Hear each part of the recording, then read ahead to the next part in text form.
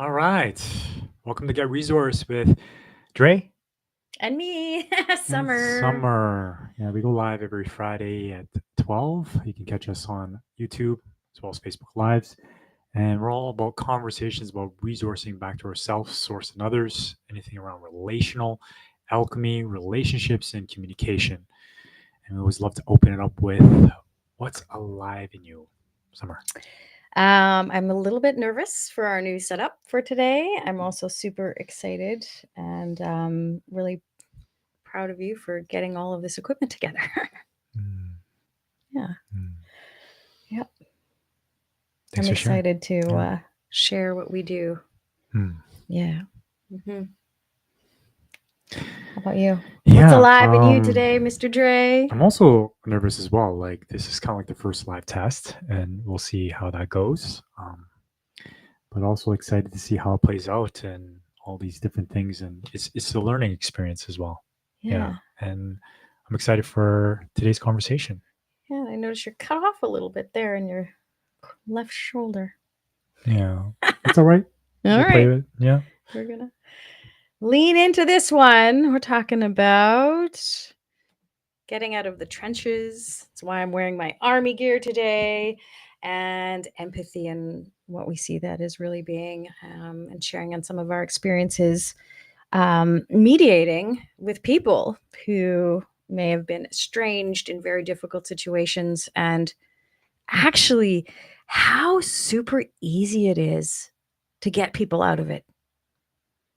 Mm. And I've been shocked actually. People can return to a state of reconnection that's stronger. There's a saying that we have that the greater the just the greater the rupture, the greater the reconnection, the bond grows even deeper. And it doesn't take that long once you have empathy, Mm. right? Yeah. Though I always find empathy challenging. Um, Having empathy for strangers, from friends, from people that I don't have like history with or stakes with, Yeah. it's difficult, especially when I'm triggered. Meeting someone for the first time, let's say at an event, oh yeah, I can really drop in and connect to them. It's like we're starting from a clean slate, and my body feels safe depending on the situation, right? But hmm if it's with a family member, and depending on the topic that we're talking about, it's like I'm seizing up. And so empathy, when I learn about it, it's like when I started with empathy, I didn't know what it was. I thought it was just like being in front of someone and like kind of waiting for my turn to speak because I thought that was connecting and I wasn't really listening. I was just waiting to respond. Uh-huh. Yeah. So, And mhm, then I came across Stephen Covey's work, right? and he says, seek first to understand rather than be understood. And so that got me in my head of like, hey, when my networking days, I would ask a lot of questions and really get to know where they're coming from and offer advice and fix. Makes sense. Yeah. And I thought that was listening. I thought that was empathy. Mm-hmm. But through the works of Marshall Rosenberg, creator of nonviolent communication, that wasn't empathy because I was actually in my head, Yeah. right? I was in my head. I wasn't actually present. I'm like, wait a minute, what? And so the third piece of empathy is to be with. To be with, what does that mean? Well, one of my teachers says it's not something to do, it's something to be. And to be with means in the works of nonviolent communication is to be with your feelings and needs. That's right. To be with your feelings and needs. Um, and most people know what those are. Yeah. You're telling me, okay, be with feelings and needs. What do you mean by that? Right? Yeah. And I notice our camera is turned off or something's different there. Okay. Yeah. So empathy, I like to talk about root words a lot. M means in, and pathy, pathos. So it means to be in feeling. And a lot of us have been taught that to be in feeling is scary, or it's not logical. It gets in the way of our relationships and what we need to do in life. And what I've noticed is that's completely untrue and completely the backwards thinking of it all. A lot of people think, oh, don't get feelings in the way, don't get emotions in the way, because you want to handle situations with logic, especially at work with colleagues. But actually, what I found is that's not true. Because whenever you're in a relationship, you may be trying to respond out of logic, but we're human beings, and the truth is we're feeling beings, and we're all empaths, which means we're all in feeling. We're born in feeling. We can't get ourselves out of feeling. And we often relate on the level of what's happening, the surface level, versus the three different conversations we're actually having, which is, how are you feeling? Are my feelings valid? Are your feelings valid? And if they are, they aren't. What does this say about my identity and who I am in life? Yeah, it reminds me of like the difference between sympathy and empathy. Um, the idea with sympathy is like I'm in my head, like I understand you, I acknowledge what your experience is, but I'm not feeling it. And with empathy, it's more about me being in my body, and me being with you is in terms of a presence that I really feel what you're feeling. I can relate. Yeah. And it's not an intellectual exercise because it's so easy for me to be in my head and trying to understand and use logic, but all of a sudden that puts me in the realm of what we call the saboteurs, the judgments, and it's now kind of right or wrong of the experience. Yeah. That's where people get in the trenches, where people say, oh, I'm in a fight, because we are often trying to be right. I'm right, you're wrong, right? There's a lot of people who that's their MO. And I know when I was first married, I think that is, I rarely said sorry. And I was all about being right, because if I wasn't right, what did that mean about me? I wanted to be a good person. I wanted to do things, and that put me against the people that I was really attempting to be with, to connect with. Yeah, because I'm dealing with this hurt and pain with myself, and just say, hey, welcome, Chris. Glad that you're here. It's been 12 weeks. Hey, Yeah, Chris. awesome. You get to be with us with our new setup here. But yeah, like it's because I'm hurting. A lot of the times why it's so hard to have empathy with the most difficult people in my lives is because I'm wanting to be heard. Yeah. I'm wanting them to understand where I'm coming from. And so there's this pain and hurt that I'm trying to explain myself. And because I don't have that, how can I move into empathy? I can fake it, right? Fake like I don't really think presence. you can fake empathy. Remember the times where you asked me to hold space, or even if I'm trying to hold space for you, babe, like when I'm angry, triggered, Yeah. you can feel like I'm angry and triggered. Yeah. Yes, right? I can. And I'm not really hearing you. Like No. I can just repeat back what you said, but never landed, right? There's No. times where um you're feeling resentful, irritated about me, and I felt it, and I felt my nervous system close down and it wanted to run away. And in that moment, I'm like, sure, let me hold space. Are you feeling irritated and annoyed and resentful? And the way I said it Was irritated and resentful. Yes.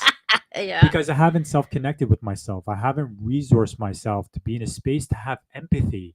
So empathy cannot be faked. That's why it's not something to do. It's something to be. And to be requires me to self-clean myself. In that moment, I did not have capacity to have empathy for Summer or for my loved ones when I'm activated. So I need to take time and space away to increase my capacity to connect with myself. And we talked last night about seeing the beauty in others. That starts with seeing the beauty in myself first. Because I can't see the beauty in you if I don't see it in myself. So I got to do the work of journaling, breath work, go walks in nature, connect. What am I feeling? Why am I so irritated right now? Right? What are my needs? Oh, and once I have that awareness, there's a sense of change. It's an interesting thing. There's a seasonal change, a being change where all of a sudden I'm like, oh, I have grace, I have compassion. And when I approach Summer from that space, she can feel it. I can. Yeah. Yeah. Yeah. So empathy, because I've known a lot of healers in my day, psychologists, therapists. That's just the realm I've always been in. Um, and a lot of people, well, I'm an empath, and being around people, it exhausts me.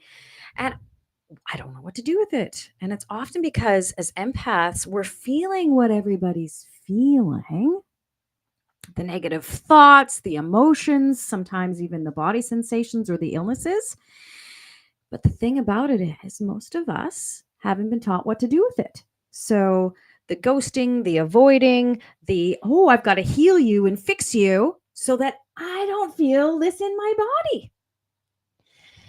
And that's the funny thing about healers. Often, not all of them, but we have this idea that we need to fix and help.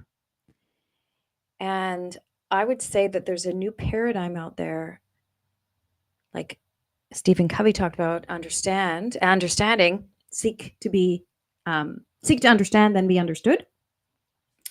With healers, it's like, okay, I think I know what they're going through and I'm going to fix it. But often we don't realize we're doing it because we're uncomfortable in our own bodies. And so in the new paradigm, when you can take empathy, which actually means in feeling, not to avoid the feeling, not to fix someone else so we don't feel uncomfortable and don't feel that negativity, but to actually be in the feeling. That's what empathy truly means. Pathos, in the feeling. Because as we're in the feeling and we're in the energy, it moves. Energy is always in motion. And we stop it with our judgments. We stop it with what we think we have to do with it. Oh, I have to help that person. I have to fix that person. I have to do something about it. When in reality, we really do not. All we need to be is connected to ourselves and allow that feeling and that emotion to move through our body conduits. Our body is this beautiful conduit to source energy. And the negative energy is just this GPS to say, hey, we're disconnected. Something's off. And Dre, you brought up this beautiful piece about capacity. If we don't have capacity, we can't be empathic. We can't connect to another human being unless we're self-connected. And so, what is capacity related to? A lot of people talk about self-care, self-love. And what does that look like? It doesn't necessarily mean checking off your bucket list and going to yoga all the time or running or doing all the things that we think we should do.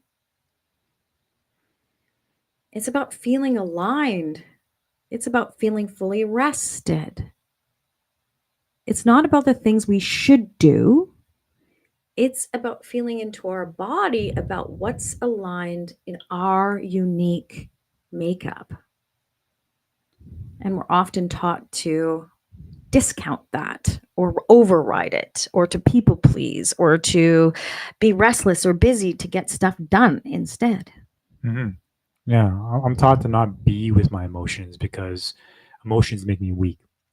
Emotions are volatile. If I don't want to be emotional, whatever that saying is, or let it take over. And there's a lot of brain worship in this culture that teaches me to be in my head, and so I'm used to it, right? I'm trained early on, math and science and memorization, and so I've learned to be in my head, and I learned there's value and worthiness in being able to analyze, being able to study, being able to be smart and say the right things, right? And there's power, there's strength there. There's not taking anything away from that, though there's much more of the body, than just the head, right? It's everything else. Like if I'm just dealing with this, I'm forgetting everything, down here. I'm forgetting 3/4 of my body. Right? And I have a Yeah. body for a reason, right? And so the invitation is to connect the head into the body, to connect the head to the heart. It's not to get rid of the head entirely, and it's not to be in the heart all the time, right? It's to have both. To tune into my gut, to tune into my heart, to tune into my mind as well, and make decisions from that place. And so, when I think of capacity, I think of it as like a fuel tank. You know, how empty am I running, and do I need to refill the gas tank? Because you're right Yeah. about that. If I don't have capacity, I No. cannot have empathy. Nope. Nope. And here's the thing. What's between your body and your head?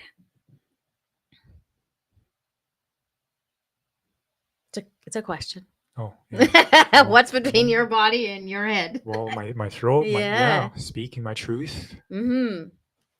Speaking our truth. And we ask the question every time we start Get Resourced, and that's what's alive in you?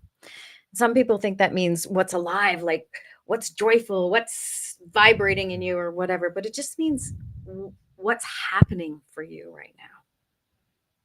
It doesn't mean what are the good things that are happening for you right now. What's the energy that's running through you? It's a check it. My shoulders are tense. My breathing is shallow. Oh, it's about this curiosity and this observation, first of self.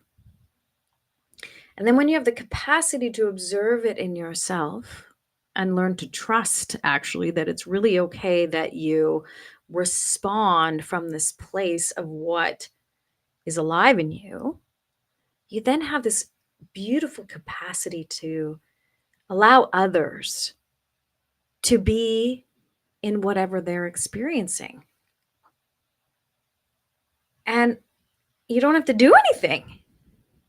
You get to just hold space, and you end up not being triggered because whatever they're going through has nothing to do with your capacity. Yeah, that brings awareness to me of like, oh, wait a minute, I don't need to fix. Mm-hmm. I don't need to offer comfort, right? I'm so used to that, like that default. And that place is coming from my head. You know, What you perhaps, should do. yeah, what I should do, right? And empathy is about presence, it's about connection. Because when I'm trying to fix you and you're opening up, how does that make you feel? Right? It's like, man, sometimes I'm afraid to open up because I might get a free diagnosis from people. Yeah. There's lots of free diagnoses. Yeah, I just want to share and be heard. And then here you go, like, someone's trying to give me some advice, right? And it makes me feel like, and that's not a feeling, though, like wrong, or I did something that was wrong, right? So it's like it creates separation. When I'm connecting with people in my head, there's a distance. But when I'm connecting people from my heart and my body sensations, there's a connection. Yeah, connection really only comes through feeling. Yeah. And another way of saying like is like presence. Like what is that? Like being with the energy. Really being with that energy. And I find it so easy with a stranger, with a friend, with you when I'm not activated and triggered, like just to be and slow things down and really feel. And feelings and needs, when we say feelings and needs, it's like words. And they're kind of an intellectual thing. It's But, true. but when I'm being with you, it's like I don't know, it's a quality of presence that there's an energy to it that people can feel it. I can feel when people are judging me. I can sense, and I can sense when someone's really with me, right? And how do you describe that, right? You can probably say it's energy, presence, but to intellectualize it, to figure out a step-by-step process of how to be present, how to connect, is a false truth because that brings me into my head. Mm-hmm. That's where we go from doing to being. And being is natural. It's natural to you and everyone. We don't need to try so hard. No. It's our natural state to just be. It's just the notice of when am I in my head. That's it. Because then I'm out of the present moment. And I just need to notice that. And when I do notice that, I can switch. And then I'm back into my natural state as a human being. Very simple. Though with the cultural programming, It's really tricky because half the time we don't realize that we're thinking. Although doing this work for the last 25 years, it's people can start to get really easy to notice. Oh, you're in your head. There's certain And for some people who haven't done this kind of work, it's subtle, or it seems subtle. But when people are in their head, there's a certain energy that comes with that. And when they're dropped in, it's very different. And the thing is, when you're able to start being present and truly empathic, which when we start is terrifying, actually, because it does bring up when we're present, everything that our life has been can arise. Everything that we've pushed down, everything that we've denied, avoided, tucked away in nice little compartments, the experiences that we've had energetically in our body will start to show themselves. It is an invitation to heal, to be present with all that is. And in our culture, because we're so busy, we're so restless doing and try to fix things and make money and do whatever we do, we don't realize how much is tucked away. And one of the needs that I think we have, that some people are talking about a lot these days, is to grieve or to mourn what was, so that we can move forward in a different state, in a different way of being. So sometimes being present is so scary for people because there's such strong feelings. And I think why people don't really want to engage empathy, which means to be in pathos, in feeling. I mean, what happens if someone's suicidal? A lot of people are like, oh my God, yikes. People will avoid people who are strongly in their victim. It doesn't feel great if we were to judge it. But the worst thing you can do for someone who's suicidal is to think, oh my God, this is yucky. Oh my God, I don't know what to do about it. Oh my God, I'm going to avoid it. In suicide training, they let you know they want to be considered. Hey, do you feel like getting off the planet right now? Yes. Thank you for asking. You know, it's like as soon as you acknowledge what is, there's like a little relief valve that goes off in people. Whenever people are allowed to experience what they're experiencing, the pressure drops. And it doesn't matter what it is. The essence of life returns to people. It's natural under stress, actually. I think everybody on the planet Earth has decided at one point or another that the pressure for being on this planet is a bit too much for them at any time. So, yeah, maybe it would be easier to get off the planet today. And the thing is, emotions are always moving. Everything's temporary. But the only thing that stops that keeps a depression entrenched for years and years and years, is our thoughts about what it means. It's the conversation we're having with ourselves.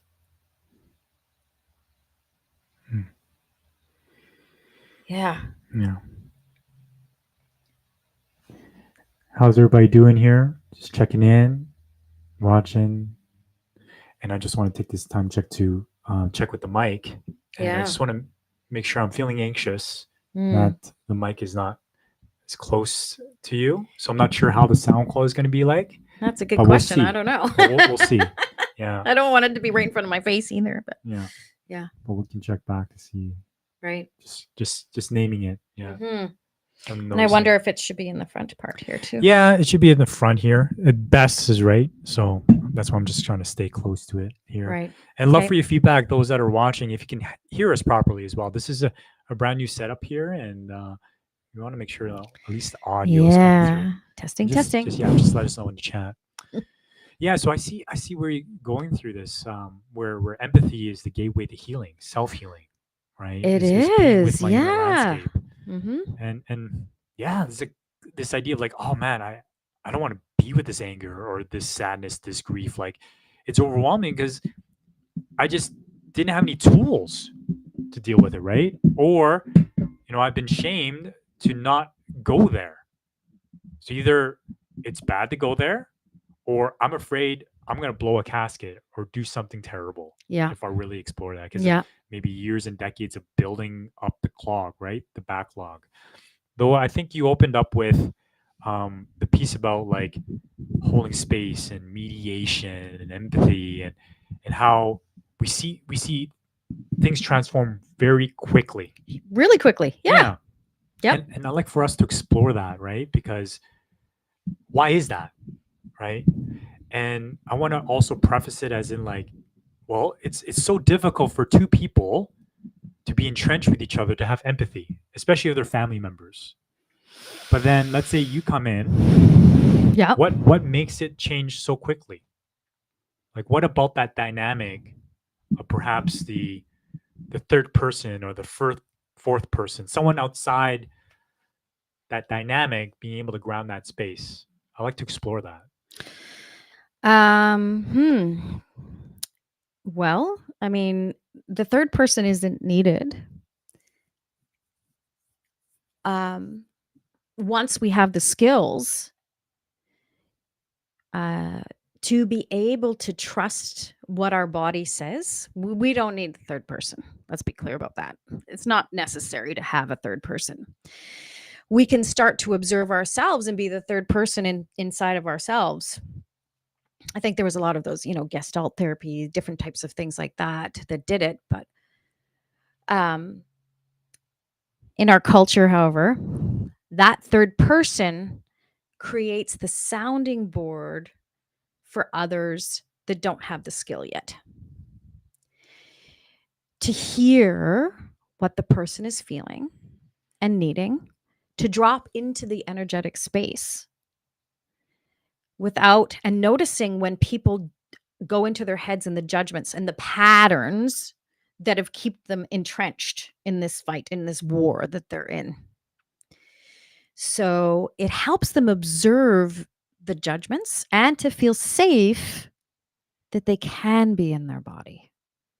And it will also help them because what they call trauma, or what I call energetic stamps, those impressions that have been in there, when they arise, it's a safe place for people to allow it to move and process what that means so that they can become more alive. As we become empaths that allow energy to move without having to fix others, there are more gifts that arise.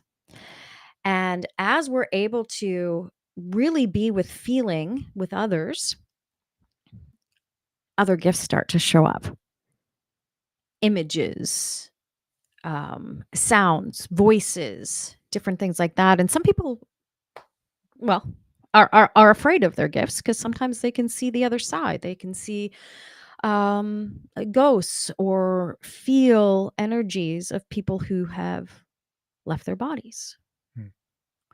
Yeah, yes. So going back to that third person, and I agree with you that eventually when I have the skills, I won't need that third person. Though when I don't, it's actually very helpful to have a sounding board. That's someone I can mirror and model after to draw me in. Because what I found with like traditional therapy or coaching is there's a lot of fixing, there's a lot of diagnosing, there's a lot of um, like mindset that's involved.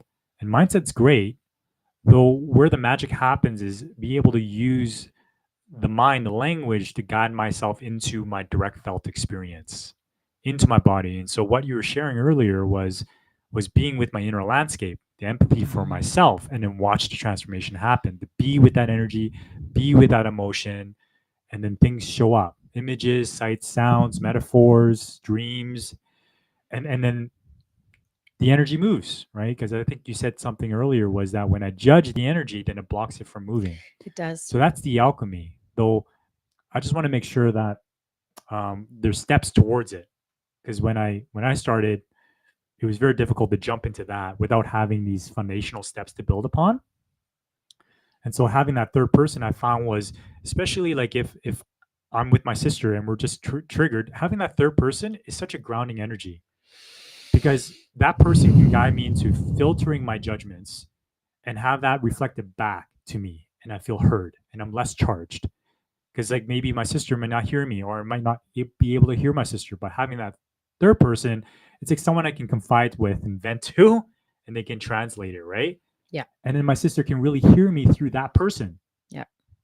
But for some reason, she can't hear me when it comes out of my mouth, because that relational has some energy there, right? But then it's cleaner energy with this third person until we can have the tools to be like, oh, okay, I'm noticing my capacity is low. Okay, self care. When I get self care, how do I drop into empathy? How do I connect with my own feelings and needs? When I do that with my body sensations, then I can easily feel and have the gifts, like you're saying, like telepathy. Like I can sense, right? I can sense when summer's off, or when you can sense when I'm off, and make accurate guesses, right? Yep. Because it's felt. Yep. Yeah. Yeah. Mm-hmm. Yeah. Empathy. Yeah. To be in feeling. Mm. Yeah. Everything about our culture touches us not to be in Well, feeling. for sure. Like right away, I see a part of myself like, oh my God, I don't want to be in feeling. Yeah. No thanks. Yeah. Like that's going to make me weak. Like, what's the point of it? And, I would say is not like maybe a reframe on the word is to be in my bodily sensations. It's to sense the inner landscape of my body. When you're stressed. Yeah. Check in. Is my heart racing? Am I breathing tight? Am I breathing shallow? Am I sweating? Am I fidgeting? Right? Like bring that back in, okay?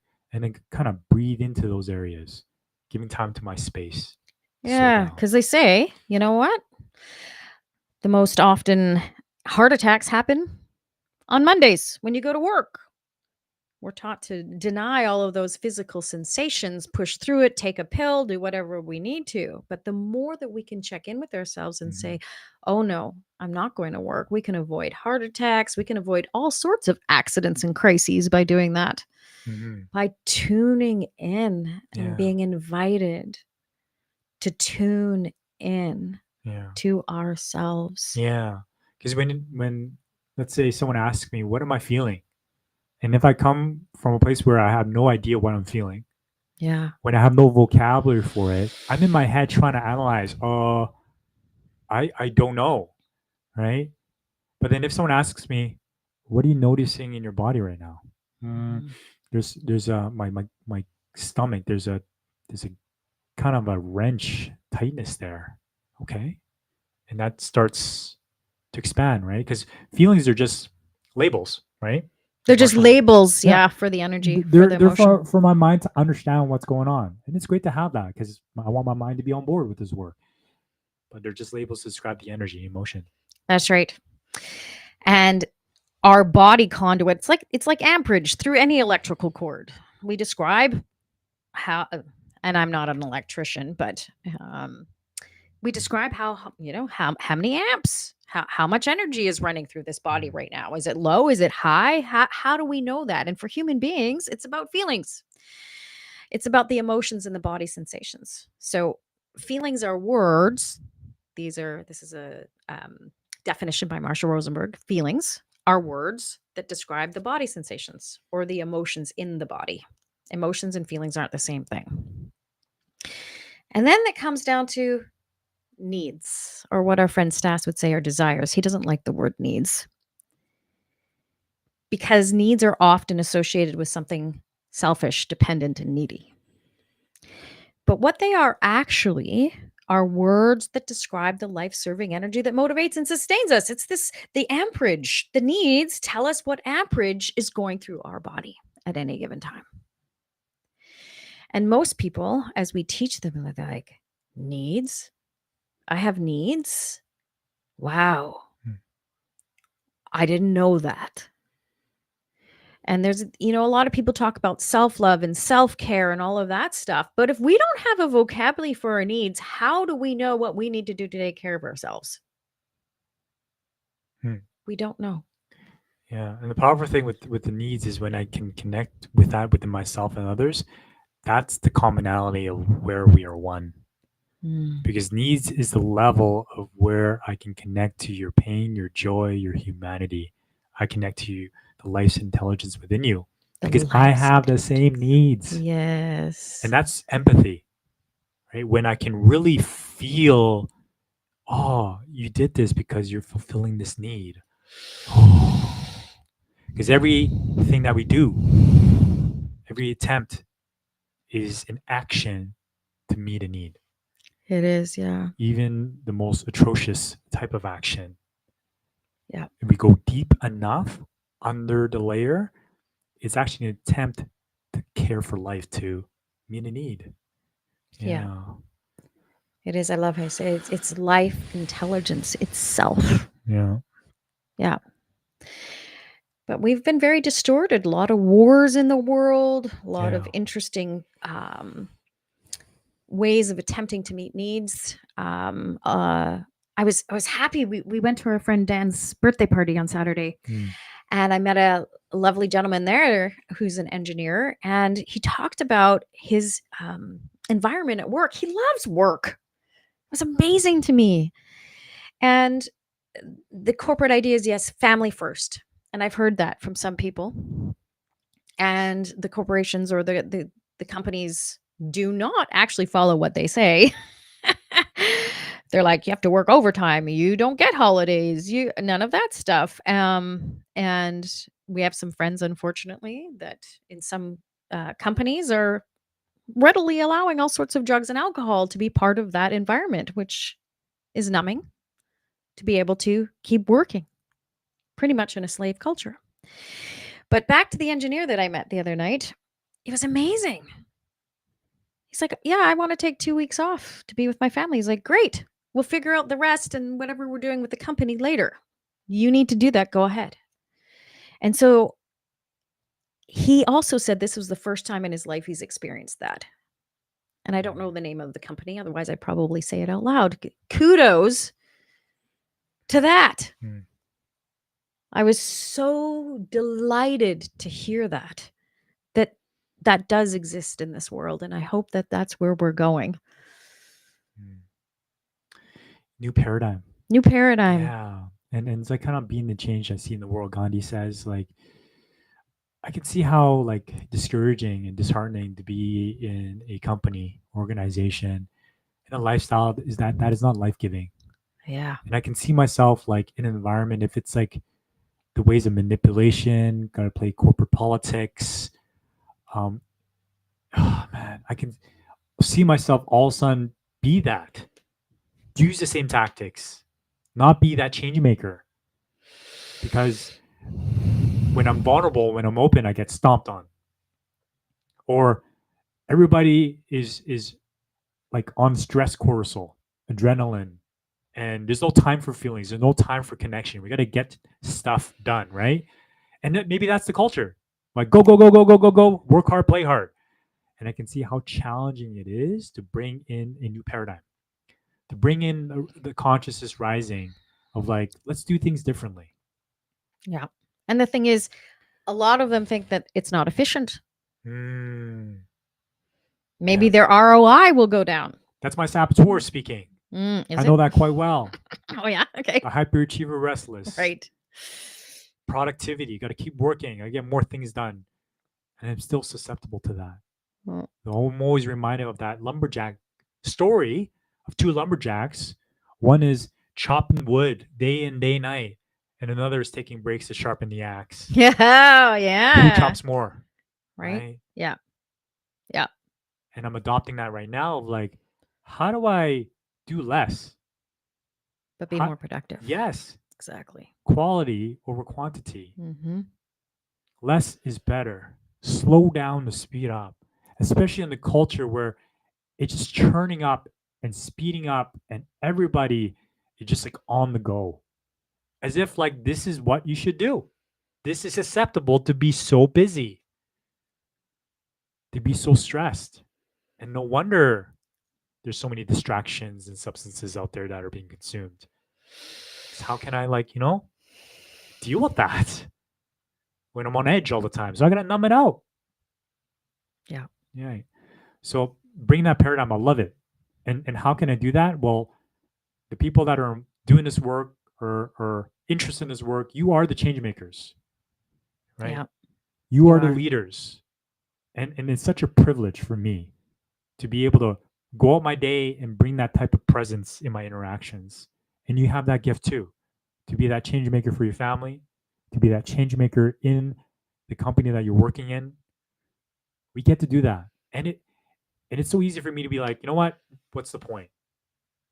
Though with my example, I can make an impact. And it just takes popcorn effect, I call it. One popcorn pops, another one pops, another one pops, and all of a sudden we got a full bag of popcorn.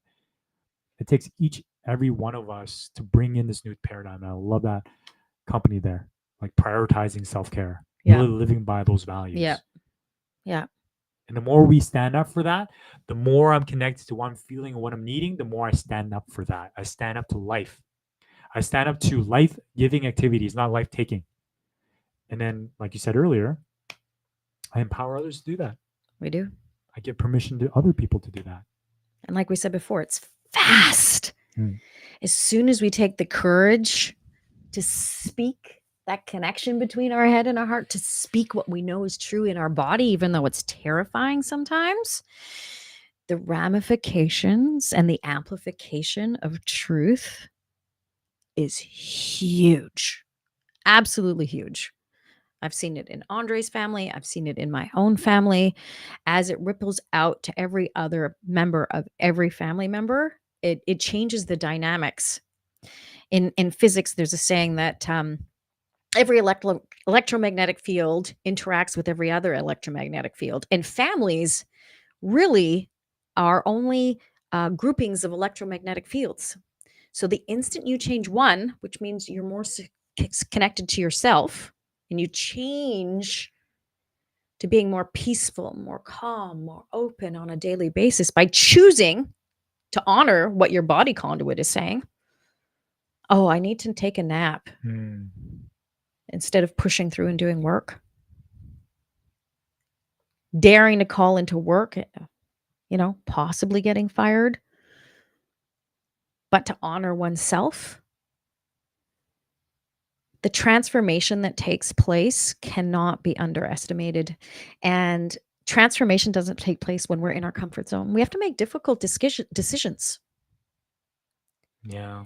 But the life energy that is released after we do that, and the admiration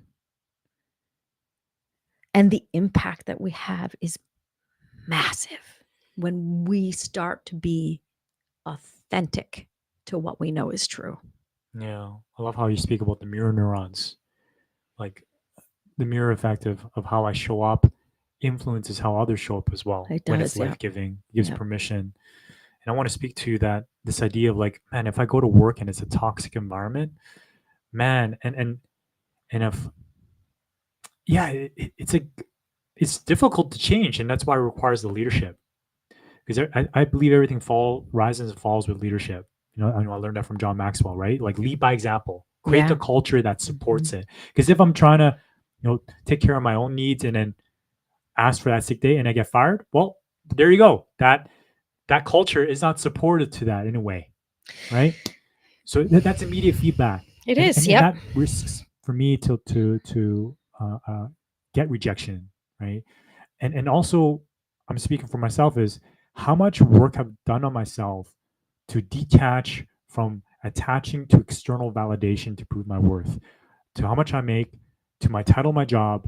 And again, I know it goes against my biology because every part of me wants to belong, wants to fit in the tribe. And that's why I want to be approved. I want to be a good worker. I want to be a hard worker. I want to show up. I want to be reliable. But sometimes I do that at the expense of my own needs and my own self-care. So it's a balance, right? Of I value contribution. That's a need of mine, to be of service. But I also value rest and ease. And how can I create a space and be in a space where both can be valued, right? Because it's not black and white. No. It's never black and white. That's when I get in trouble. It's a balance of checking in with myself of like, what do I need right now? Right. And also doing the work and also giving myself grace, because every part of me, my hyperachiever, is wanting to get that approval and is to recognize who's driving it. But one thing's for certain, when my capacity is low, I have no room for empathy. Nope. And my saboteurs are driving. Yep. And I can't take them out. I'm locked in the trunk. When my capacity is low, I'm not even in the car. I am in the trunk. Okay? So it goes back to self-care. It goes back to, am I taking care of myself? And somewhere around, we want you to take care of yourself. I want to take care of myself. And I got to recognize when my capacity is low. Okay, it's time to fill up that cup, because that gives me more agency, more sovereignty, more capacity to have more empathy for myself, there for others. And that's what changes the world. And Yeah. so the saying is, be the change you want to see. And that is how change takes place, is through empathy. It's through being in feeling and trusting that source that brought you here has got your back. And it does. We live in a very fear-based culture. So now it's about, the new paradigm is really about building trust. Yeah. And maybe for some of you, it might be too esoteric, right? One thing that works for me is building that relationship with myself. And when can I have that quiet space that I go for walks now, love this neighborhood, and I be with myself? It's like I'm supporting myself in a way, because as I'm speaking to myself, I'm reparenting myself. I'm comforting myself. I'm soothing myself. And it's like I get to be with all the parts of myself, all that part that's irritated or scared or fearful. I get to speak to that part. I'm not that part anymore, because I'm observing that part, So there's a source of sovereignty with that. And then I can go further, of course, like connect with my grandpa who passed away last year, with my ancestors that are in my blood, with nature that's all around me. And I can go higher, right? To ascended masters, to angels, to spirit animals, to like the life force, right? Whichever level helps you know that you're supported, starts with connecting with yourself. Empathy starts in the body. It doesn't start with the angels and the other people. Mm. It starts in the body, and then we can connect to everything else. Everything is feeling, everything is energy. And our conduits are connected to all that is. Mm. And we create the future through feeling. Even Greg Braden, he talked about the spontaneous healing of belief. That's his book. Spontaneous insight occurs. Even body sensations, symptoms immediately relieve themselves as we're able to empath, to be in feeling, because then everything moves. And it's through needs, which are those universal knowledge, that life energy that sustains us. We're able to connect to it, and it's the same energy that everyone else is connected to. Yeah. And I'm noticing that as you share that one piece, there's a part of me that's resistant that everything is feeling. And because Okay, I have yeah, judgments that's around true. that, Yep. Mm-hmm. and that works. I totally know where you're coming from. And for me, what works for me for now is like being with my sensations of my body. What's happening within Right, my right. inner landscape underneath the hood? Can I be with myself, be present with myself? And yes, that includes feelings, 100%. Well, But that word is like, oh, yeah, you're right. I don't want to go there. Yeah. Well, and I do want to correct that, because not everything's feeling. The energy that comes in that manifests things is feeling, or is body sensations, is those emotions. You're right. Feelings are just words that describe it. But we do have to put that into action. So it isn't just feeling. When we start to allow our personality to start to put into effect what we notice. So you've got those heart palpitations, you're not feeling well, but some people will push through and go to work. Now we go, oh, here's what I'm noticing in my body. And then we take the action to rest, to not go to work, to do something life-giving. One of our students talked about skateboarding and guitar being so life-giving, but he doesn't do that very often.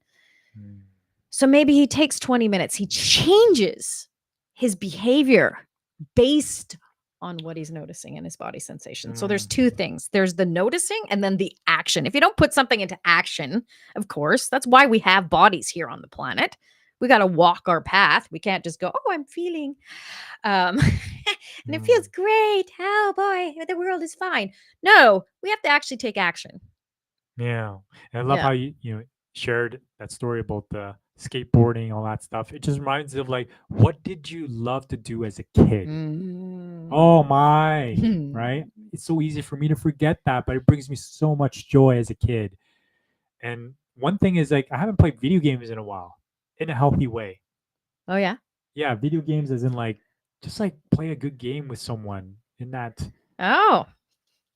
connected, collaborative way and fun, playful way. Oh. Though before I played games to win competitive because it filled my self worth or to distract myself. Another thing too is like, you know, yeah, like going for bike rides. And we have such a beautiful space here to be able to do that. I love for bike rides. It gets me in like flowy and expansive. And so that's a great question for me to drop in of like, what do I love? Oh, another thing too is drawing. I used to draw lots Yeah, yeah. before. And Pictionary. Let's play Pictionary. yeah, I love drawing. By the way, video games?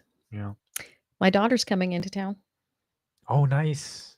Confirmed. So maybe we can all play together. Yeah, Yeah. that could be fun. Yeah. Cool. Sweet. Who knew that your daughter is a gamer? Yeah. Yeah. Yeah. Yeah. So Fun want to stuff. check in with people here. Love to hear from you. If you have any shares, insights, questions. If you don't, that's okay too. A little time check here at 12:51 as we're talking about empathy, right? You know, empathy. It's like, man, how to be more empathic, right? Right away, it's like, okay, I'm in my head. I'm trying to figure things out here. And the way to be empathic is just to be with my sensations of my body. Boom! Right away, I know. Because empathy is a natural state of being as a human being. It is, yeah. When we let go of doing, thinking, fixing, advising, we're being. I know it's so hard, right? So it's like building that pathway again, reconnecting back to myself, resourcing myself, and remembrance. Yeah. Man, right? 12 years of school baked in, post secondary.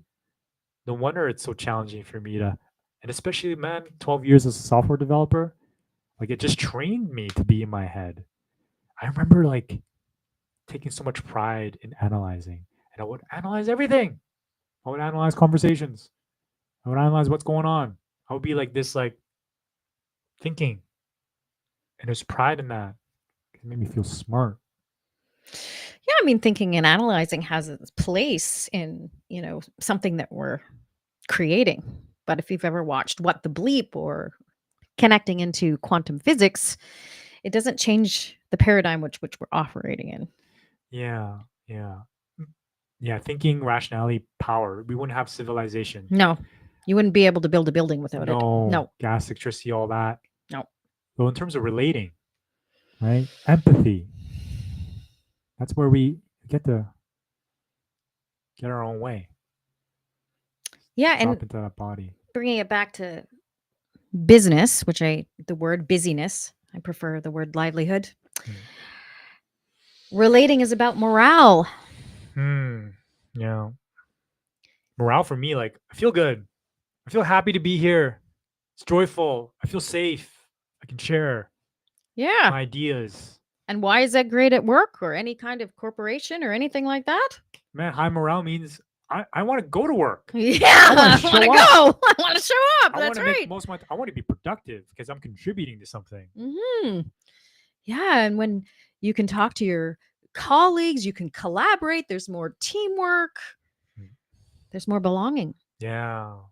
Yeah. Connection. And therefore, you're more productive and more efficient at work. Feel appreciated. And it's more safe too. Yeah. Yeah. People feel safe. Yeah. Yeah. We just haven't been taught the skills to relate in that way. Yeah. That's right. So yeah, that's what we do. We teach people to relate. We teach people to love each other in this new paradigm through our workshops, classes, and events.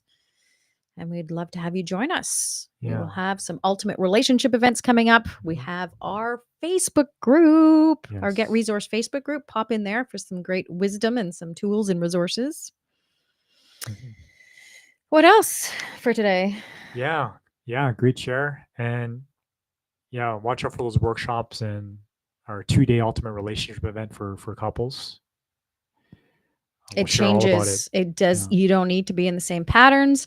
Even the Yeah. most toxic, difficult shadow pattern that you might be in, you can get out of it. We all have the light when we first start dating. It's so wonderful, blah, blah, blah. We've seen couples get into really negative patterns where they're saboteurs, they're victim, you Yeah. can get out of it. It's very simple. It's actually, simple. Yeah, when we connect to the feelings and needs. Yeah. Thank you, Marsha Rosenberg, for the framework. Like, Mhm. don't get lost in the stories, the labels, the judgments of who rights or who's wrong. No. It's all about being heard. And when we can hear each other from feelings and needs, our humanity, things shift automatically. Automatically. Automatically. And I know it's challenging when I'm trying to do it myself, when I may not have the skills, right? Come into our workshops, come see, come practice. We have breaker room exercises where it's not just theory. It's like you get to practice it. It's And experiential. that's where it happens, right? Because some people will be, man, I'm reading this book and I tried it, it's not practical. Well, when I'm doing it from a place in my head, from a step by step, that's where there's a disconnect. It's actually a way of living, a way of being. And I'm still on the process. You always find it's a level of consciousness, it's a paradigm to be embodied in. Yep. To help shift that. It's a new paradigm, and we're bringing it here. Yeah. Yep. And just being around people in the consciousness, it's in the field. You learn it through your body, not through your head. It's faster than the step by step. That brings me back to the book Harebrained Tortoise Mind, and that slow down to go faster thing. And what you said before too is like you can't think your way out of what you felt your way into. No, you cannot think your way out of something you felt your way into. You cannot. It is impossible. Yeah, I have this for a reason. I have emotions for a reason. They're given to me for a reason. Let's use them to the full capacity. Yeah. And connect it to our imagination. Maybe we can talk about that next time, and why our imagination is so important as we connect that to our emotions and our feelings. Yeah, because the connected issues that we all are sharing are in our connected tissues, and that is yes, and into the collective archetypes, as Carl Jung would talk about them. Yeah, but that's for another day. Yeah. So yeah, you can follow us on YouTube. We're there. Like and subscribe. We go live there, and as well as in our Facebook group, Get Resource. Check us out. And until next time, straight checking out. I'm Summer. Yeah. Bye, everybody. Ciao.